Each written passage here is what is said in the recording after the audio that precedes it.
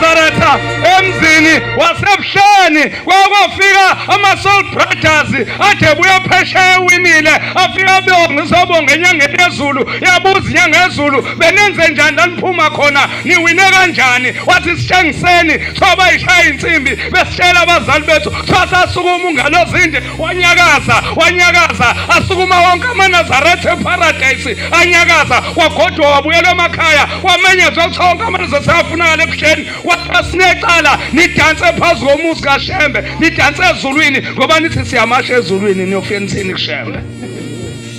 mangilizwa izwi lakho awena menzi wami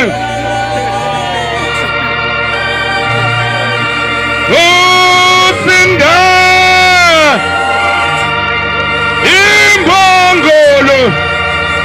ayaliswa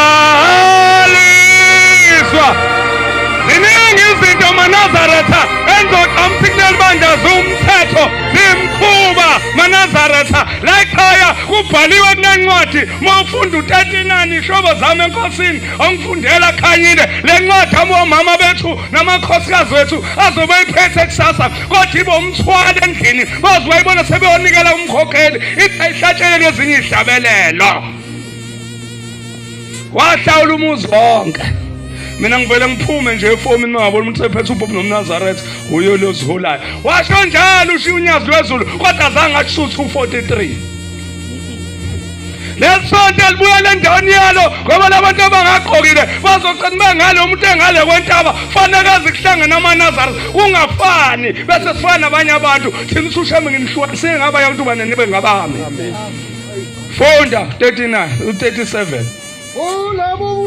kulabo buNazaretha bekisupha kanjani nanivele ngixabane nomshumayeli Mthuli bese ubona ihlathi lapho ubeka amatshe bese ufuna ukugcotshwa bese sihleli nawe bese uthi lithembe sasungula su5 mabe kwela kini hambe emsamo wakini yocela igama lingaphuma egumbini mele aphume egumbini igama lo mthetho ozosebenza kulamatsho kaShembe nikuthathelaphi nifuna ikhundla emaNazaretha lokugcotshwa kulelikhaya kujulile umuntu omgcotshwa into ejule kabi akuyona lento enijahile ihlobo zami enkosini hayi kubuze thina sobabili ngoba wakhetha inkosi ebonga ukuhle uyazi umshumeli wakho uthi la phela izofika ingilosi sasebonguhle ifuna loguqile akabikanga umshweni usikhiphile sifuthi usuzela ushumayela intaba zokuziwela ngisho uthukela uyaziwe ethempeli uwelile aniye uqina funda ethempelini nasemkhosini wobuNazaretha bekisupha hayi ethempeli phela ngisho emkhosini mekuthiwa nimukele umshumayeli noma ukushaya uthando kwaphotha igama likaShembe uthemba uThixo anisihlabeleni insumansumane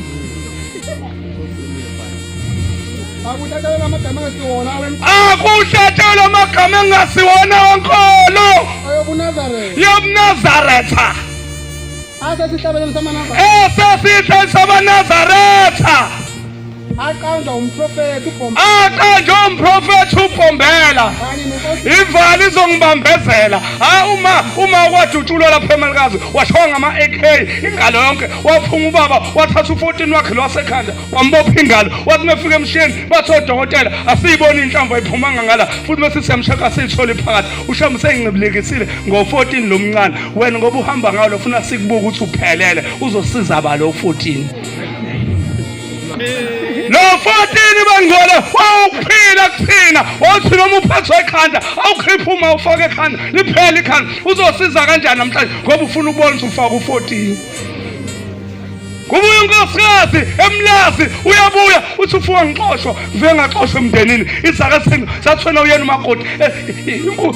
umama wathi neshumayela ayifakela izandla uyabona ke masebenza ayifakela izandla epani lapho laphethe ayifakela masefika ngale kwezulu uthi mzizakazi hamba la wena hamba la azikufuni uthi ngenzeni bathi wena mhla ukhetha uyinkosazana omtshelanga umnyeni wakho uthi ungaqala uqoma ngaye wakwahagwe umfana zasala izandla zalo mfana kuwe wathi lokukhetha ebhentshini wangamtshela wathanda umfana wami kwafanele athathe imbuzi ame ngaphandle kwesango ageze ngayo izandla zenye indoda ngoba nisikhoshana ngo-14 wamtshela umyeni wakho uthi wakugeza